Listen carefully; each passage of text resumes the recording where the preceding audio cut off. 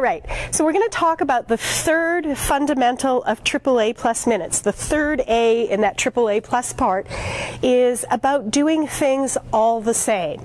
This is all about consistency, and it's about consistency in several broad areas. So one of the areas that you want to think about doing consistency in is the visual presentation of your minutes.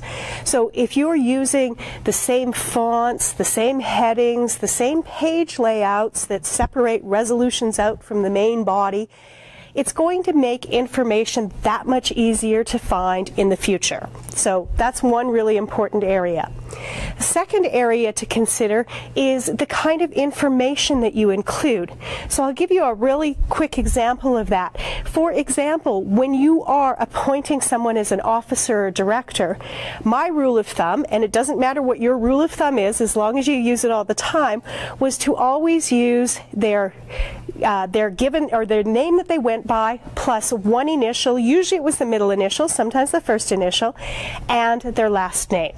And if you always refer to them the same way, there can't be any confusion. And I know it seems unlikely, but in the subsidiaries that I dealt with, we actually had two directors with the exact same name except for a different initial. So it's really important to be clear so that you're identifying the right person. So that's an example of information consistency. The last piece of consistency you want to think about is process consistency.